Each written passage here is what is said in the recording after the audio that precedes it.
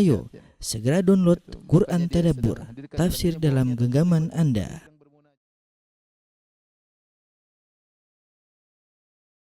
Bismillahirrahmanirrahim. Assalamualaikum warahmatullahi wabarakatuh.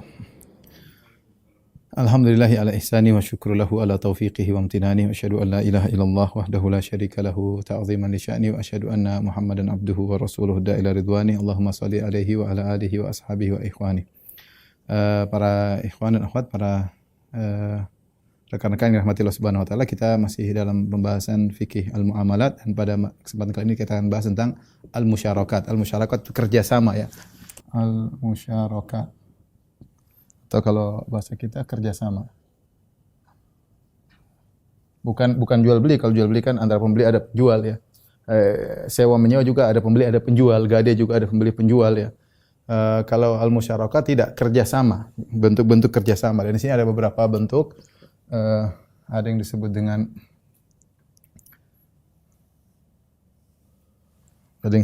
al-hawalah. Kemudian ada yang disebut dengan al-wakalah. Ya.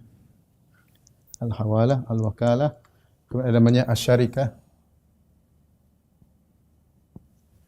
Kemudian ada namanya al-musaqat wal muzara'ah ya. Taib, al-hawalah ini intinya nanti akan kita jelaskan. Intinya adalah pemindahan tanggung jawab hutang ke orang lain. Jawab pembayaran hutang kepada pihak ketiga.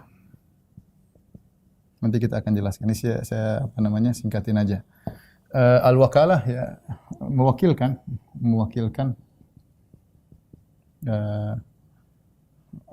orang lain ya, yang disebut dengan wakil ya, untuk mengolah harta, yang dijual atau yang lainnya, mengolah harta. Muwakil itu yang mewakilkan. Kemudian syarikat, kerjasama ya. Kerjasama dua orang atau lebih ya, dalam menjalankan usaha ya. Nanti model-modelnya ada 5 ya. Kemudian yang terakhir al-musaqat. Al-musaqat ini adalah, musaqat artinya memberi pengairan. Musaqat secara bahasa Arab artinya pengairan. Maksudnya apa? Maksudnya adalah menugaskan orang lain atau pihak kedua untuk memberi pengairan kepada kebun kita. Memberi pengairan, itu dia merawat lah. Jadi dia merawat, intinya pengairan maksudnya merawat kebun, dan hasilnya dibagi bersama. Ini namanya musaqat. Adapun muzara'ah, muzara'ah itu artinya penanaman. Maksudnya seseorang memiliki tanah,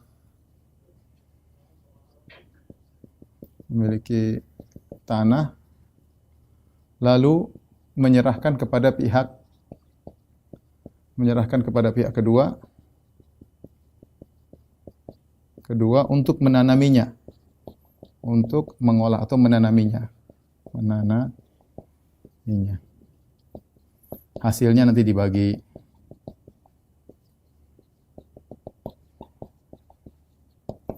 Inilah 5 atau 4 bentuk musyarakat, kerjasama yang bukan muawadhat sebagaimana pernah kita jelaskan, bukan juga uqudud dhaman ya, tapi ini adalah kerjasama antara dua belah pihak atau lebih dalam rangka untuk kebaikan ya. Taib, ini adalah al-hawalah, al-wakalah, asy-syarikah, al-musaqat dan al-muzara'ah. Sekarang kita akan bahas yang pertama adalah al-hawalah ya. Apa maksud al-hawalah? Sederhananya begini, al-hawalah itu ya sederhananya nih. Ada si A, kemudian ada si B, ada si C. A, B, C ya. Baik. A punya hutang ya. Mohon maaf. Apa? B punya hutang ke A, misalnya 100 juta rupiah ya. Harus dibayar jatuh temponya 1 Januari 2022 misalnya. Kemudian ternyata ini 100 juta. Ini juga 100 juta. Ternyata C punya hutang sama B kepada B dengan jumlah yang sama dan jatuh tempo yang sama.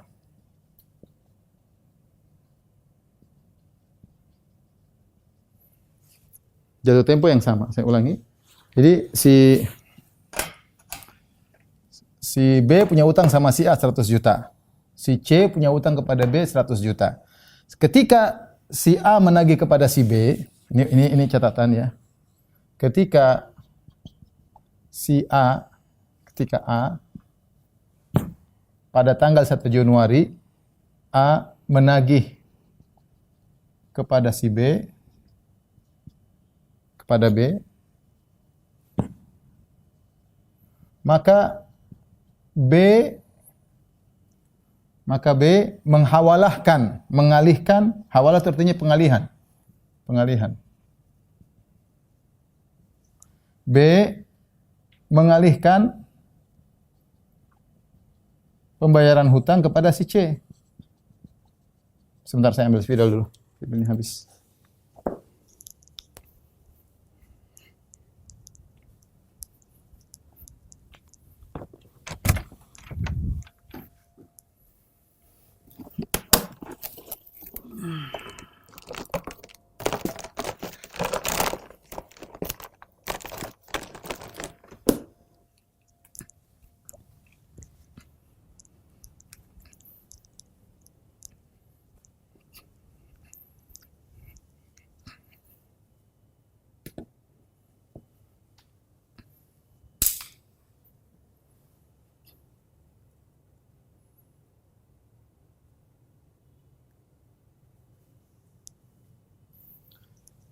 Ya. Maka si B mengalihkan pembayaran A kepada si C. Ya. Kepada si C. Jadi A datang kepada B, kata B pergi ke C. Kenapa? Karena utangmu 100 juta, kebetulan saya juga jatuh tempo kepada si C. Jadi C harus bayar kepada saya. Daripada saya ngambil uang dari si C, repot-repot, kamu aja langsung aja direct ke C. Direct ya. Maka ini namanya hawalah. Dalam istilah namanya hawalah. Jadi syaratnya bagaimana? Syaratnya harus izin B. Apa syaratnya? Syaratnya yang paling penting adalah pertama harus dengan izin B. Harus dengan izin B. Enggak bisa A langsung ke C. C punya utang sama B loh. Saya langsung ke C saja. Enggak boleh, harus dengan izin si B. Enggak boleh dia main nonong ke C kemudian nagih utang. Enggak boleh. Harus dengan izin si B. Ya. Adapun si A, ketika dia disuruh ke si C, dia harus terima. Dalam hadis Rasulullah SAW mengatakan, ya man utbi alal mali falyatba. Ya. Maknanya demikian, barang siapa yang diarahkan kepada si C, kepada al-mali, maka dia harus ikut. Kemudian si C harus mali, yaitu harus memang harus mampu, harus punya duit. Kalau ternyata si B bilang, kamu ngambil di C, ternyata C nggak punya duit, ya dia berhak nolak. Enggak, saya urusannya dengan kamu. Ngapain kamu kirim saya ke C? Urusannya dengan kamu, dengan si B. Tapi kalau C punya duit dan mudah untuk ditagih, maka A harus nurut ke C. Nggak ada masalah, ya. Dan itu berbuat baik, ya. Karena Nabi yang suruh, kalau kamu dialihkan kepada pihak yang punya duit, misalnya si C punya utang kepada B 1 miliar, ternyata dia jatuh tempo. Dia mau bayar 1 miliar, sudah ambil aja 100 juta dari si C, karena dia waktu bayar sama saya kepada saya. Terus berikutnya, syarat berikutnya, jenis jumlah atau jenis uangnya sama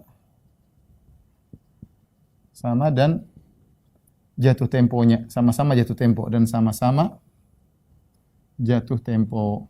Ini kira-kira syarat yang sederhana, ya. Saya ulangi, ini namanya al-hawalah, ya, al-hawalah.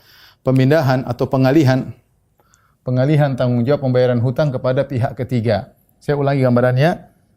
Si B punya utang kepada si A 100 juta. Si C punya utang kepada si B 100 juta. Ternyata utangnya sama-sama 100 juta rupiah dan nominalnya sama dan jatuh temponya sama. Sama-sama harus dibayar, si A 100 juta harus dibayar 1 Januari 2022. Ternyata C juga punya utang kepada si B dengan jumlah yang sama dan jatuh tempo yang sama. Atau jatuh tempo sebelumnya, enggak ada masalah, yang penting sama-sama jatuh tempo. Ketika A menagih kepada si B bilang, "Udah kamu ngambil si C." Apa hukum si A? A wajib untuk mengikuti arahan si B, dia ngambil dari si C dengan syarat terpenuhi. Pertama, izin B yang suruh jelas. Si C harus punya duit, al-mali, dia harus punya duit. Kalau dia enggak punya duit, ya si A boleh, ngapain saya tagih sama orang enggak punya duit? Ya, dia berhak menuntut kepada si B. Tapi kalau si C punya duit, dia harus nurut untuk nagih ke C. Yang ketiga, jenis uangnya sama dan sama-sama jatuh tempo. Misalnya, si B punya utang A 100 juta. Ternyata si C punya utang kepada si B misalnya $1.000, ya nggak bisa. Beda antara rupiah dengan dolar. Maka sebenarnya tidak bisa dialihkan ke si C, ya nggak bisa dialihkan ke si C, ya, karena nominalnya berbeda. Atau jatuh temponya beda. Si A harus bayar utang kepada si B harus bayar utang kepada si 1 Januari. Ternyata si C baru 1 Februari, ya nggak bisa. Dia nggak bisa nagih ke si C karena jatuh temponya mundur, nggak boleh.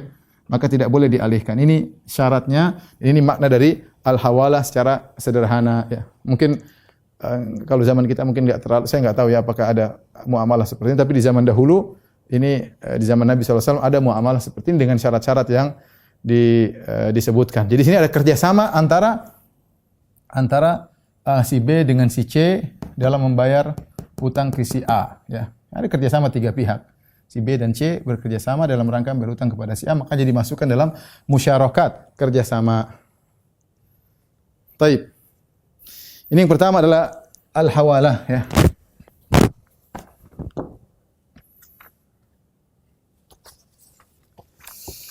Kemudian yang berikutnya adalah al-wakalah, ya.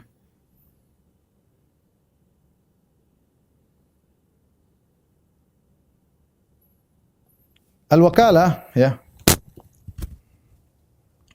ada namanya al-muwakkil, namanya al-muwakkil,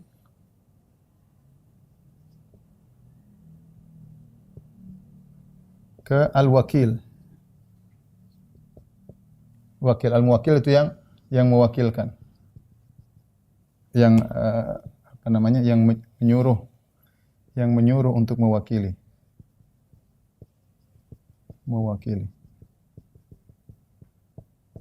Yang ini al-wakil yang mewakilkan.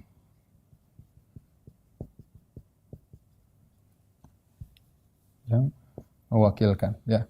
Al-muwakkil dan al-wakil, ya.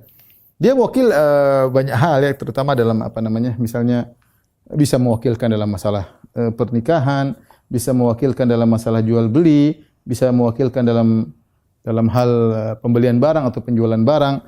Tapi intinya al-muwakkil syaratnya adalah jaizut tasarruf, ya. Syaratnya jaizut tasarruf. Itu dia boleh mengolah hartanya. Kalau anak kecil enggak boleh. Ya. Misalnya ternyata yang mewakilkan umur 7 tahun, nggak boleh. Sama, al-wakil juga jaizut tasarruf.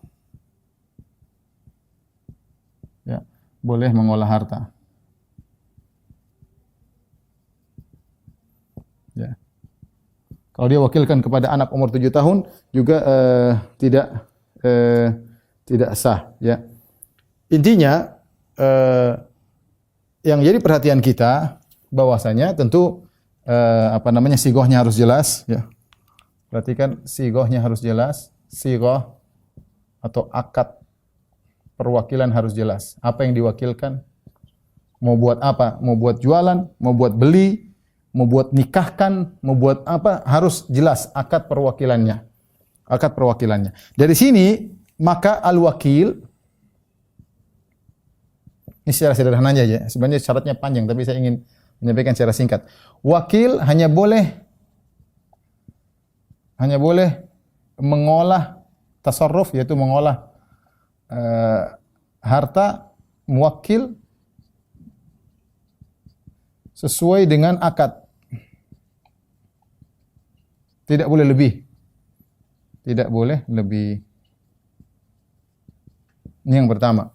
Artinya kalau dia hanya untuk menjualkan, ya jualkan saja, jangan buat beli. Ya, kamu ini saya mobil, saya jualkan. Ya sudah, ya. Maka kamu jualkan harus sesuai dengan akad perwakilan tersebut. Yang berikutnya, wakil, misalnya ini akad penjualan untuk pembelian. Wakil tidak boleh membeli atau menjual untuk dirinya sendiri atau anaknya atau orang tuanya atau kerabatnya, ya. Intinya, kenapa wakil tidak boleh membeli untuk dirinya sendiri atau menjual di sini? Contohnya si A mewakilkan kepada si B untuk jual mobilnya. Kata si A, B, ini saya punya mobil CR-V tahun 2020, ya. Kamu tolong jualkan. Berarti diwakilkan kepada si B. B, tolong kamu jualkan mobil si A. A mewakilkan si B untuk menjual mobilnya. Kemudian ternyata B beli sendiri, dia beli harga 300 juta misalnya. Oh, ini tahun 300 juta, saya dapat 300 juta. Ternyata dia beli sendiri. Itu enggak boleh. Karena di situ ada tuduhan. Bisa jadi dia menurunkan harga, atau dia jual untuk adik anaknya. Dia jual untuk bapaknya, dia jual untuk kerabatnya. Ini ada tuhmah, ada tuduhan. Jangan-jangan si wakil menurunkan harga seperti itu. Si wakil menurunkan harga, ya. Oleh karenanya tidak boleh seperti ini, ya. Tidak boleh. Kecuali dengan izin si wakil. Si muwakil, kalau muwakil mengatakan terserah kamu beli sendiri, boleh. Nanti kasih tahu harganya berapa, kalau cocok boleh, enggak ada masalah. Tapi kalau muwakil yang memberi izin taukil ternyata tidak mengatakan apa-apa, maka dia tidak boleh menjual atau membeli untuk dirinya sendiri. Contoh prakteknya, kecuali diizinkan oleh muwakil. Contoh misalnya, seorang, ini baru kasus terjadi, seorang membuka donasi untuk Jumat Berkah.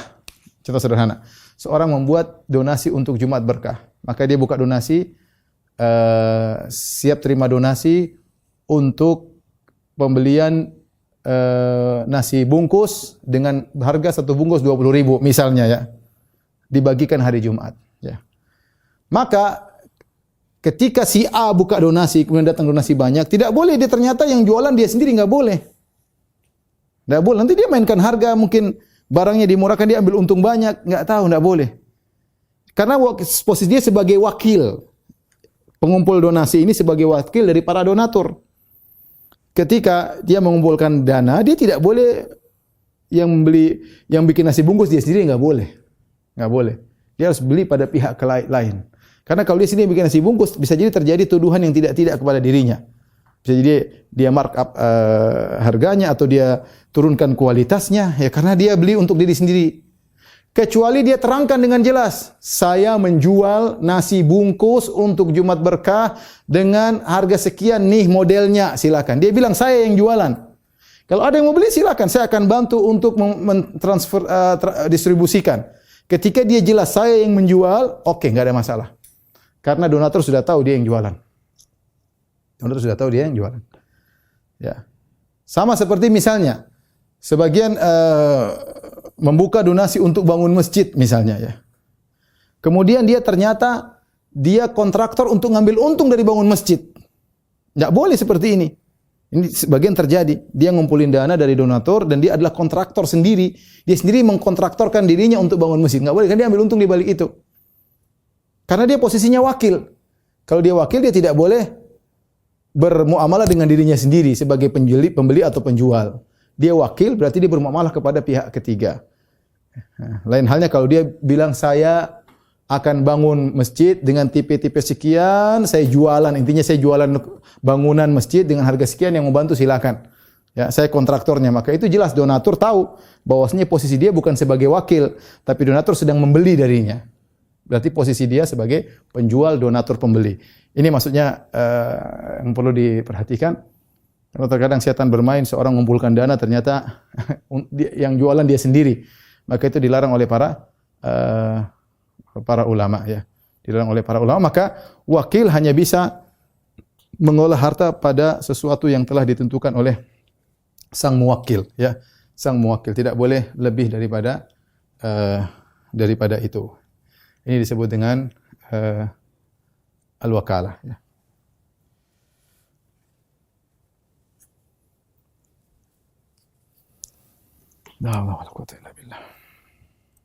Makanya saya di antara saya dalam khutbah Jumat saya kemarin, di antara bentuk makan haram misalnya gini, misalnya si A bilang kepada si B, tolong belikan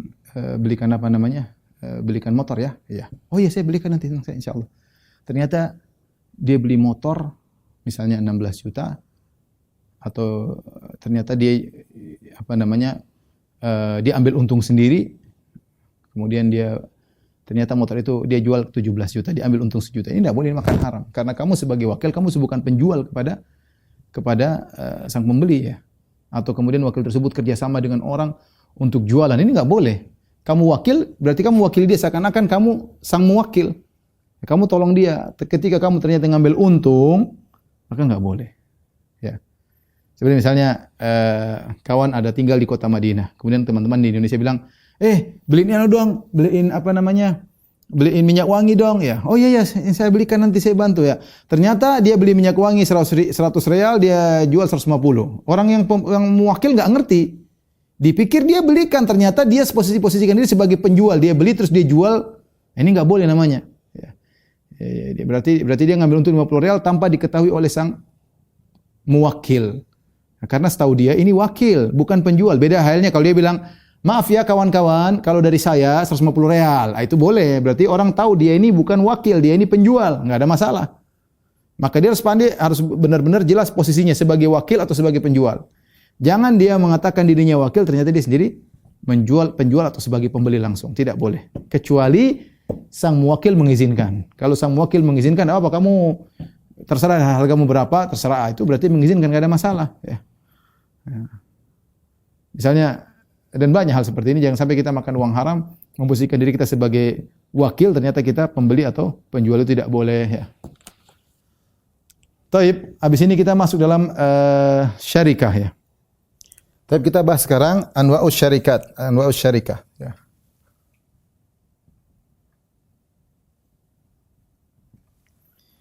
Model-model syarikat ya.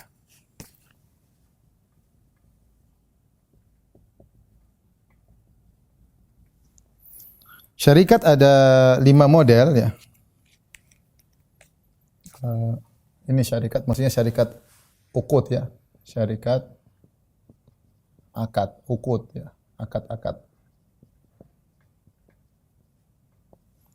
Yang pertama namanya al-inan.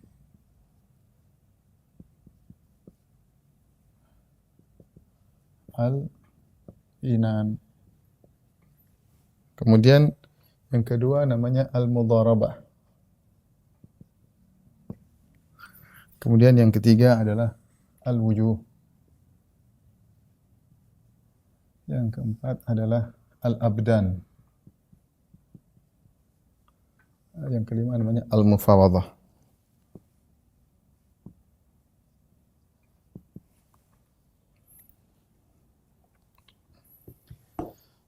Taib, al-inan, jadi syarikat adalah bentuk kerjasama yang dibutuhkan dalam kehidupan sehari-hari ya. Terkadang ada orang punya duit tapi nggak bisa kerja, nggak bisa ngelola. Ada orang yang pandai ngelola nggak punya modal ya, macam-macam. Ada yang kalau dia kerja sendiri kurang sip, dia butuh kerjasama dengan yang lainnya. Ya kondisi mengharuskan akhirnya orang-orang untuk melakukan kerjasama. Maka ada beberapa bentuk kerjasama, 5 kerjasama dalam akad. Ini kerja sama-sama untuk cari untung. Kerja bareng untuk mencari keuntungan. Taib. Dimulai dari syarikat al-inan. Syarikat al-inan apa keistimewaannya itu? 2 pihak atau lebih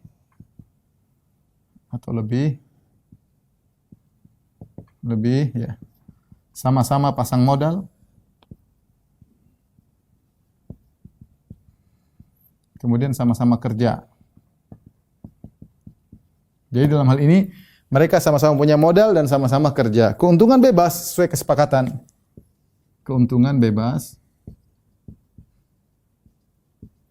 sesuai kesepakatan. Namun harus persenan.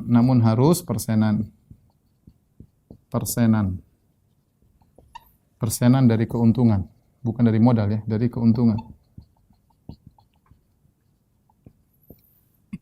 Bukan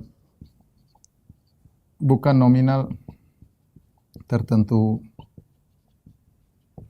Contoh si A dan si B kerjasama. A, kamu punya modal berapa? Saya punya modal 500 juta. B, 300 juta. Ya udahlah. Kamu 300, saya 500 ya. Uang kita 800 juta. Kerja apa ini? Ya, sudah kita jualan baju. Bisa jualan minyak wangi ya, atau jualan apa kayak terserah. Oke, kerjasama, sama-sama kerja, sama-sama ke anu. Tapi sebelum kita kerjasama, ada penentuan keuntungannya. Nanti kalau ada keuntungan, karena modal saya lebih banyak daripada kamu, jadi saya 60%, kamu 40%. Oke, setuju. Sudah, terserah. Atau kalau yang punya modal 500 juta, baik, ya udahlah, sama-sama. Kamu 300, 500, untungnya kita bagi 2. Terserah, bebas. Yang penting keuntungannya adalah persenan. Bukan, kamu nanti saya kasih untung tiap bulan 30 juta. Enggak boleh seperti ini. Ini enggak boleh. Ya, jadi syarikatul inan, 2 pihak atau lebih sama-sama pasang modal, sama-sama kerja. Ya, ini namanya syarikat al-inan. Taib. Al-mudharabah, 2 pihak ya. 1 pihak pemodal, 1 pihak pengelola tanpa modal. Pengelola tanpa modal. Dan ini yang banyak yang terjadi. Ya, jadi ini pemodal investor ya. Investor. Ini pengelola ya. Maka saya lupa tadi ya. Kalau wakil, biar saya tidak salah, saya tidak lupa. Al-wakil status dia adalah yadu amanah, bukan yadu dhaman. Apa bedanya tangan amanah dengan tangan dhaman itu pertanggungjawaban. Kalau tangan amanah itu artinya misalnya si A nitipkan barang kepada si B, kamu jualin mobil saya ya. Selama dia amanah dalam mengelola mobil tersebut, kemudian terjadi mobil tersebut ternyata ada maling 5 masuk ke rumahnya, curi mobilnya, maka dia tidak tanggung jawab. Ya, dia tidak tanggung jawab kecuali kalau dia lalai. Dia lalai ternyata dia taruh parkir di mobil di luar, kuncinya dibiarkan, mobilnya diambil, maka si wakil harus bayar tanggung jawab karena dia lalai, teledor. Tapi kalau dia tidak teledor, terjadi apa-apa pada mobil tersebut, dia tidak tanggung jawab karena dia yadu amanah. Beda dengan yadu dhaman. Yadu dhaman itu bertanggung jawab seperti orang yang punya hutang. Ketika saya menghutangkan uang kepada si B pinjam uang saya 100 juta, ternyata di jalan uangnya dicuri, ya enggak ada urusan. Kamu hutang sama saya, uangmu dicuri, dirampok orang, kamu harus bayar kepada saya. Karena itu dhaman ya. Beda dengan amanah ya. Sama seperti saya titipkan uang 100 juta kepada si BB, ini 100 juta. Tolong kamu belikan saya motor ya, motor yang Ninja versi 5 ya, entah. Kemudian ternyata dia pergi, di tengah jalan dia dirampok orang, uangnya dicuri. Saya enggak bisa minta, kamu harus tanggung jawab. Karena dia tidak teledor. Dia tidak teledor. Maka dia hanya sekedar menjalankan amanah, maka tidak boleh nuntut ya. Nah, demikian juga pihak kedua pengelola, ini namanya yadu amanah. Yadu al-amanah.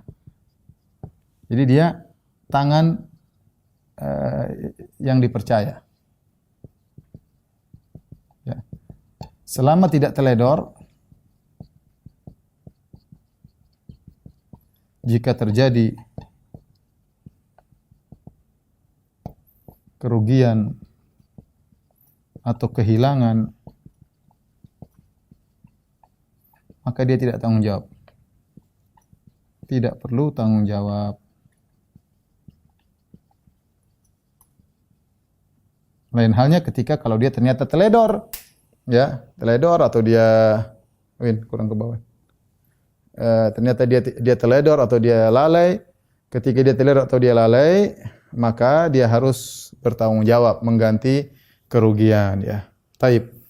Inilah sering terjadi mudharabah seperti Nabi sallallahu alaihi wasallam dengan Khadijah. Nabi menjualkan baju atau dagangan Khadijah ke negeri Syam, itu namanya mudharabah. Namanya mudharabah. Pihak pemodal menyediakan modal, pihak pengelola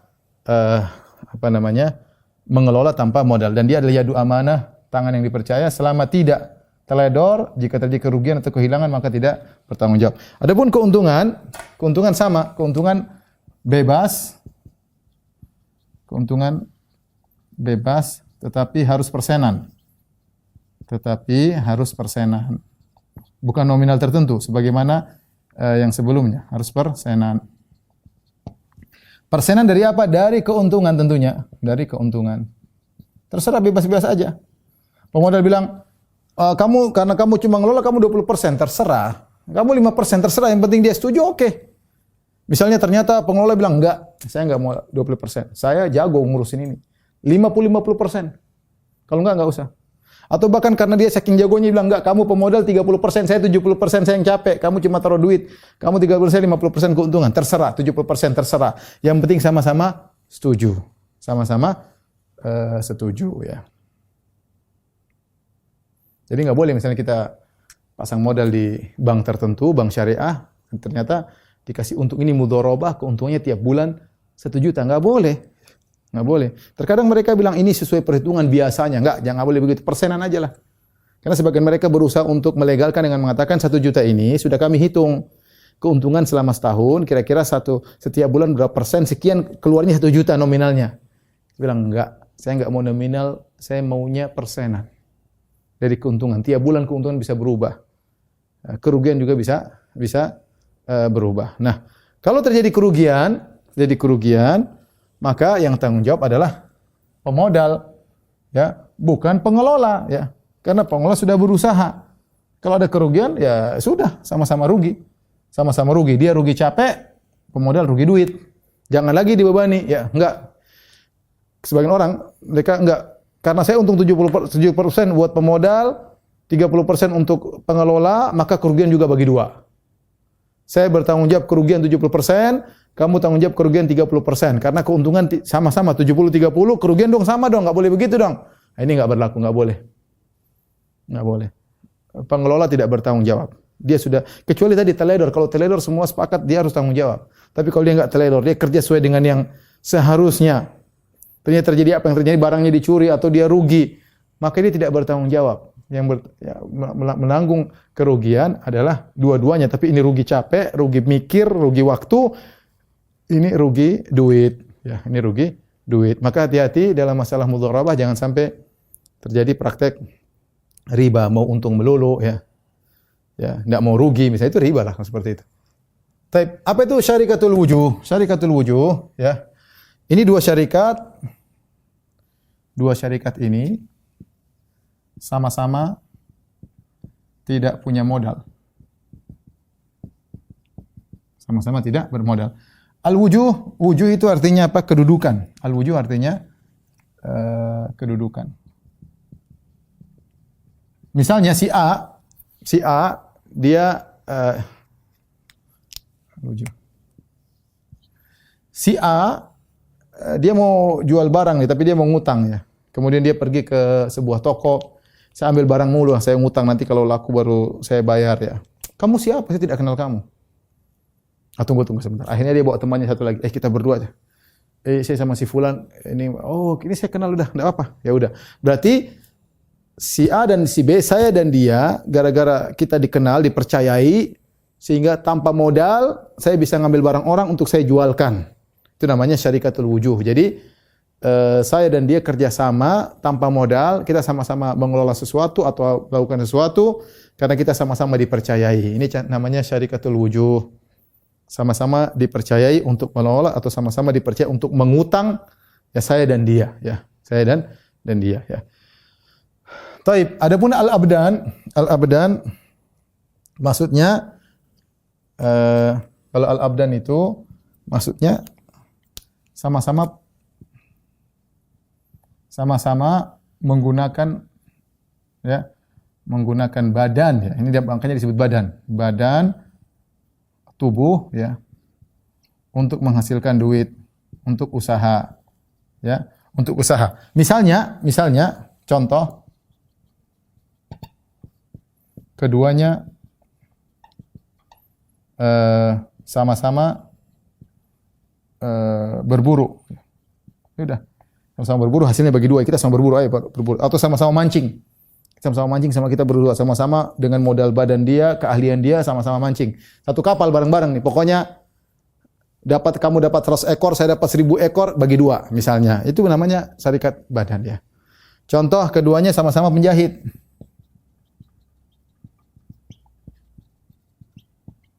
Sama-sama enggak punya modal nih. Ya. Sama-sama enggak punya modal. Udah. Kamu jahit pagi, saya jahit malam ya, sudahlah. Nah, keuntungan bagaimana? Sudah kita sepakat karena kamu jahit siang, kamu kerjanya banyak, 70%. Saya untung 30%. Sudah kita buka usaha jahit. Siapa yang datang sini kita jahit bareng-bareng. Tidak dipedulikan berapa lama kerja, berapa lama enggak kerja, sama-sama penjahit. Cuma sama-sama menggunakan badan untuk mengambil untuk usaha. Namanya syarikatul abdan. Ini maksudnya ya. Baik. Al-mufawadhah, adapun mufawadhah ini kerjasama terserah modelnya apa,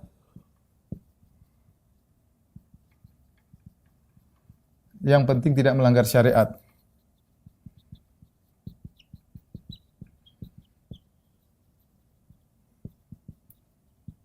Misalnya bikin perusahaan.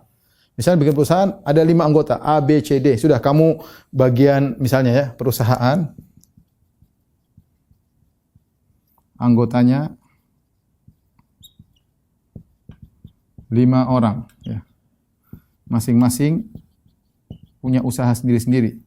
Punya model usaha sendiri. Tapi pengelolaan satu perusahaan.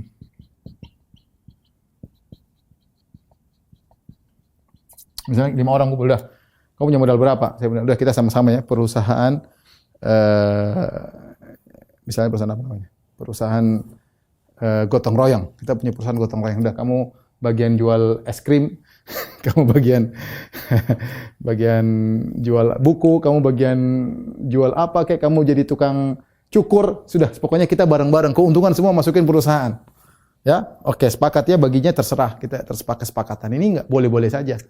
Jadi modal bareng, hitung bareng-bareng, boleh-boleh saja ya. Yang penting sepakat namanya mufawadhah, yang penting saling sepakat di antara mereka mau modal dari sebagian, yang penting tidak melanggar syariat. Yang penting tidak melanggar syariat ya. Ini hal-hal yang berkaitan dengan syarikah ya. Syarikah. Mungkin ada hal yang ingin saya sampaikan masalah mudharabah ya. Mudharabah tadi saya ingatkan ya bahwasanya kalau rugi maka sama-sama rugi, tapi pihak pengelola rugi waktu dan tenaga, pihak investor rugi modal. Tidak boleh kerugian dibebankan kepada pengelola. Kemudian keuntungannya juga harus persenan, bukan nominal. Kemudian juga di antaranya yang perlu diperhatikan, ketika pihak pengelola, dia tidak boleh menyerahkan kepada pengelola berikutnya. Pihak pengelola pertama tidak boleh dia mengelola kepada pihak pengelola berikutnya kecuali dengan izin yang pertama. Kecuali dengan izin investor. Si investor mempercayakan kepada pengelola. Kalau pengelola bilang, urusan saya ya, saya mau. Kenapa? Dia ternyata serahkan ke pihak ketiga dan dia punya deal-dealan juga untung-untungan ya. Maka kalau terjadi seperti itu si pihak ini ternyata menyerahkan kepada pihak ketiga, maka keuntungannya semuanya harus perhitungan sebagaimana jangan diambil sendiri. Jangan diambil sendiri tapi kembali kepada kesepakatan awal ya. Misalnya si A, B, C. A bekerjasama dengan si B di mana si A 70%, si B 30%. Ternyata si B ini kerjasama lagi dengan si C mengelola. Ternyata keuntungannya lebih. Akhirnya si A hanya mengambil keuntungan sendiri dari si C, kemudian dia laporkan keuntungan, kemudian ada keuntungan dia simpan itu nggak boleh. Dia diam-diam dia nggak boleh. Pertama dia harus kalau kerjasama dengan si C harus minta izin kepada si A pihak pertama. Tidak boleh kerjasama begitu tiba-tiba buka pihak ketiga, buka pihak keempat, nggak boleh. Kemudian masalah keuntungan pun harus jelas sebagaimana perjanjian awal antara si A dan si B. Ini saja rekan-rekan yang rahmatillah subhanahu wa taala untuk sementara yang bisa saya sampaikan. Demikian wabillahi taufiq wal hidayah. Assalamualaikum warahmatullahi wabarakatuh.